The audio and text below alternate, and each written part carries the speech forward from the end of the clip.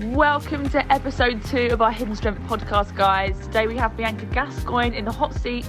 She's one of my best friends and favourite energies to be around in the whole world, even though she's experienced so much in her life. TV personality, glamour model, daughter of legendary Paul Gascoigne, and also a sufferer of body dysmorphia. Enjoy, guys. It's a really inspiring chat about positivity and remaining happy, always through the bad stuff.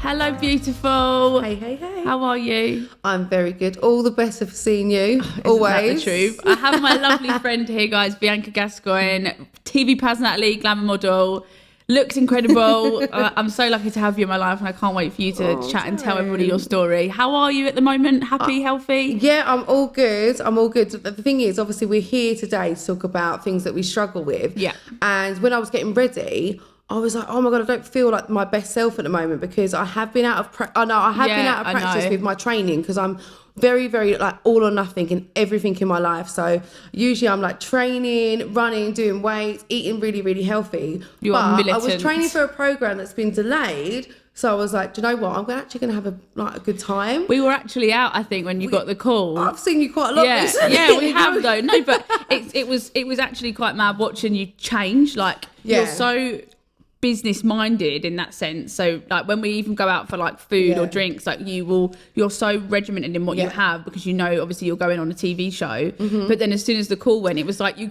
kind of saw you just like. I was like, I'm like, right, I'm ready to go wild now. Literally, you because sort of like you breathed again. Yeah, I'm just not very blessed in life with like a fast metabolism. Like I have to work hard to maintain weight or even lose weight. I have to do the extreme because it is a struggle for me. So even like today, I was like, I feel quite bad because I haven't been training, and that is, my meditation in a way. Yeah. So I've obviously gone with all black today because I'm like, right, I need to try. Like, I was worried about being on camera. Yeah, I get it. It's just that everyday struggle. There's not a day that goes by where I don't wake up and think, right, what am I training to? What am I going to like eat or feeling bad because I haven't trained? Yeah. Which is this due to the fact that I know you're quite open about it, the body dysmorphia kind of thing? Is that something that every single day is a battle for you? Because I know people, like for me too, living with an eating disorder, it's a daily thing. It's something that's always there. Like I said, every single day I wake up and think, like, as soon as I open my eyes, I think about my weight. Yeah. Which is a really sad thing, and I wish it could be different, but that is the way it is. And I just, hopefully one day it might get better. Yeah. Like that's the thing with me. I'm very, very happy, and I really love the person I am inside, but it's just going to take a lot of work to really love the person I am on the outside. Well, I mean, we all love you. Thank you. You're great. You're so great. How do you think you navigate the press as such? Like, because you have such a spotlight on you, obviously from your dad, Paul Gascoigne, footballer. Yeah. Have you felt like you're just under a magnifying glass your whole life? Oh, definitely. Obviously, my dad's been in my life since I was 3 years old. And obviously that was at the height of his career. So we were having like press following us all the time. There was always stories out.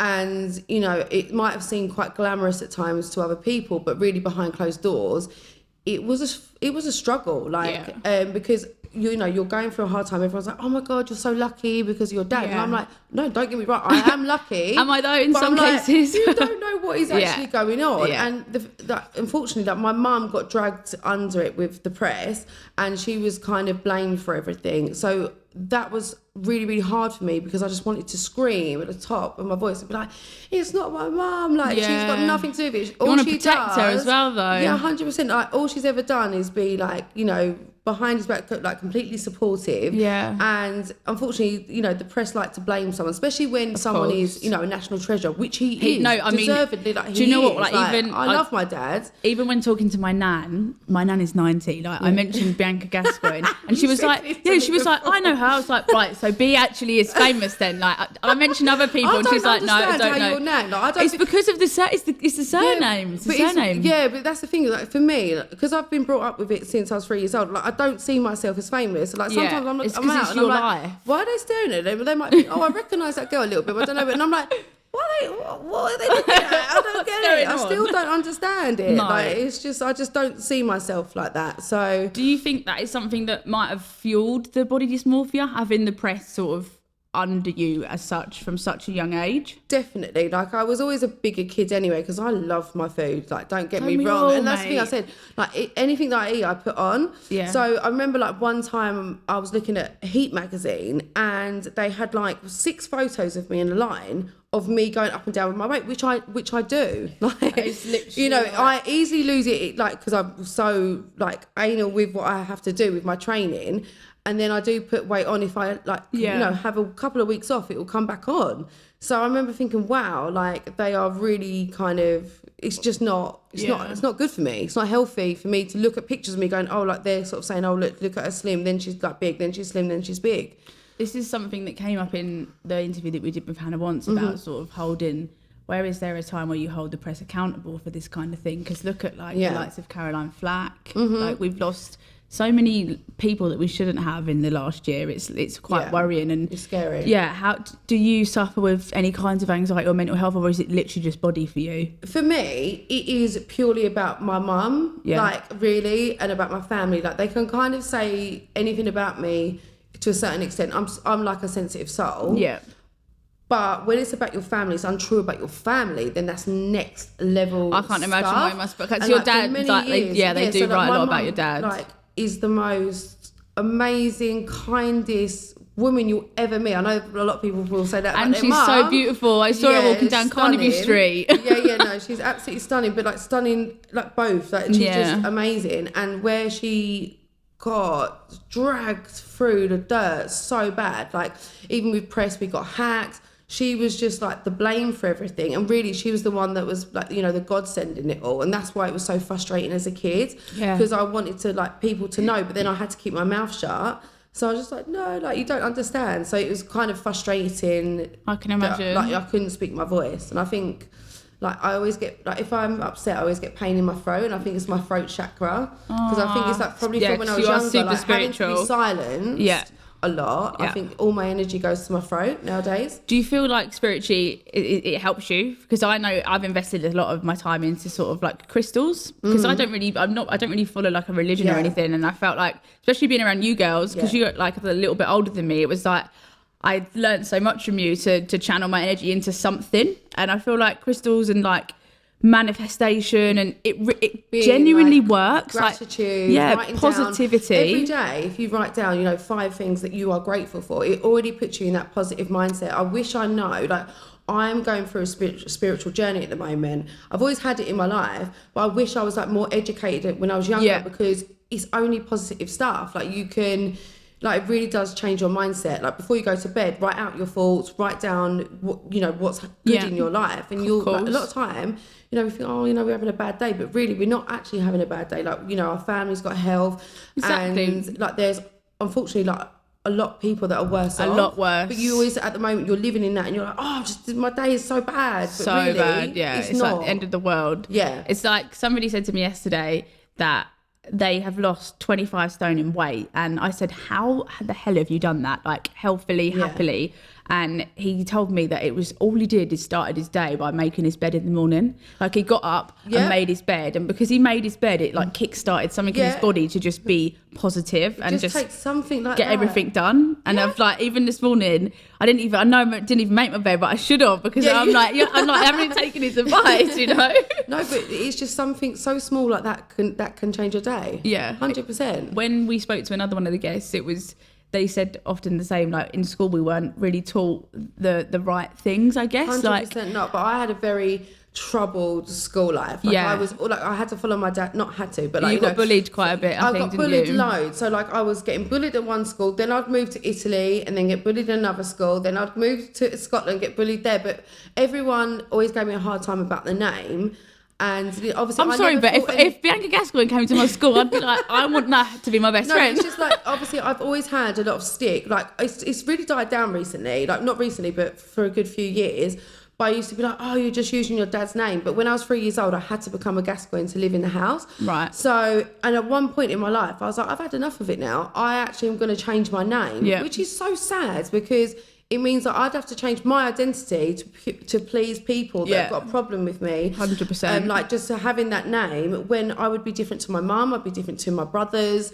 But I was very, very close to actually change my last name. That's insane. Because of that kind of pressure on it. And I was like, do you know what? Like, I don't care about the name as much as you guys think I care about it, to be using it like that. Of course. It's not that, it's just, so it was frustrating. But now... think something I want to just sort of like get across to the next generation is that like social media and coming up and wanting to be influencers and stuff, like, it is dangerous territory, as great as it is. Instagram's and fake. Yeah, like, trust me. Like, I have moments. Like, I'm quite up and down, and I don't put my down moments up. I only put positive. Of course. So like I'm worried. Like, if I was to ever have children, especially not girls. Or do you know boys, what? The amount of 6-year-olds that are TikTok, like, I don't even know how to use it. I told you need to teach me. That's what I'm saying. But like my nephew's like TikTok, and I'm like, you are 5. Yeah, I know. But the worrying thing is, they're probably looking at like, oh my god, they're going on these amazing places, they're wearing this stuff, and it's not like, I really hope that my children will be like earthlings and not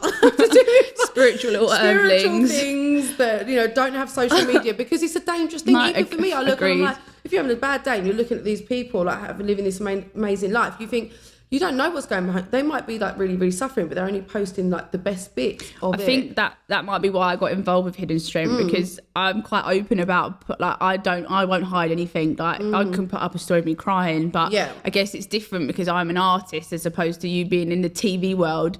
Anything you do is completely under fire. Yeah, power to you. Like, I think maybe I need to find my hidden strength 100%. if I'm actually having a bad day. And you know, like, I think I always get a bit nervous. Even I don't really talk that much on my stories. But no, you don't at all. Well, you do put the best music ever. Might I add? Thank you. Still waiting for that playlist. But you know, like, even the sound of my own voice, I'm like, oh, but really, I should just own it. I feel the same this morning. I watched the story back and I was like, shut up. Like, I get bored of my voice. No, it's good. Like I said, you're doing positive things for people, and like, people can relate to you because you're real. Yeah. And like, I feel that too as well. You know, I kind of feel like it's a bit of a responsibility now. Like, I need to tie my shoes up and like look better. You know, it's fantastic. Like, I applaud you. Thank you so much. Hat off. Thank you, my darling. I won't take mine off. How do you think that you navigate the world now? Is it due to like our incredible girl gang? Because that's something I really want to touch on, having a solid group of friends around you. Yeah, it's incredible. Like, I was thinking about this question of like, what would you say to your younger self? And it would be like, you know, you have to realise that not everyone is the same as you. Not everyone's got the same heart.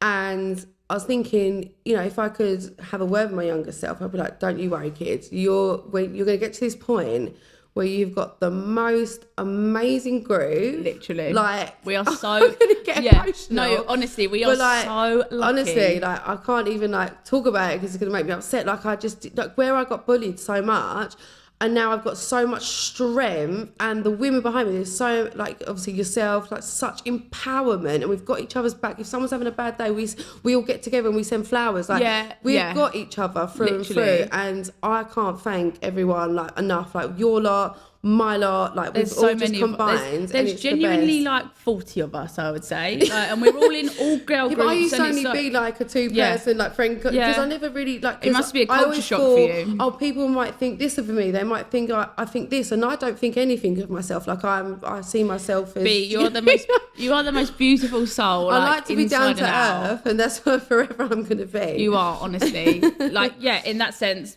What would you tell your younger self? It would be that you're going to get a great group of friends. Yeah, 100%. And like, you just got to realise that people do not have the same heart as you. Like, you can't be disheartened by these trolls, because this is how I deal with it. I think, because I'm like, I do have my ups and downs, but I'm generally like a very bubbly, happy person. You're great. And I've never once messaged anything horrible to anyone. And I just think, I actually feel sad for you, because if you're happy, you don't go out of your way to message someone like something horrible. Because if you're happy, you just go, it might affect you and think, oh God, like, I don't really like that post, but you just get on with your life and just go with it.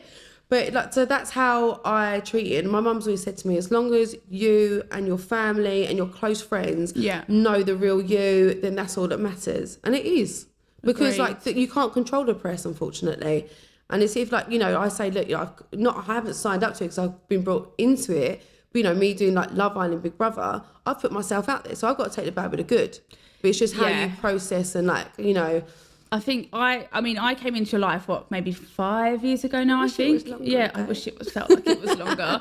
But I haven't really seen you through a TV show. Like I know there might be, there's one coming up. So, but I'm excited, but I'm also nervous because I know how I'm going to, if somebody says something horrible to you, I'm going to feel so defensive of you. And it's weird. Do you know, there's a new angle for me with this because it's not going to be like TV. Right. So whenever I've done any shows, I've been in the mix. So I've not had to deal with what people are saying. So I have actually thought about this. I was like, oh, this is going to be, it might be quite difficult. But I know I've got my mum, who's my absolute rock. I've got my brothers, I've got my friends. Yeah. And that is all that matters. As long as I've got you girls, I'm sweet as a nut, as I like to say. Well, I love you so much, and thank you so much for getting involved. You're the best. Thank you, B.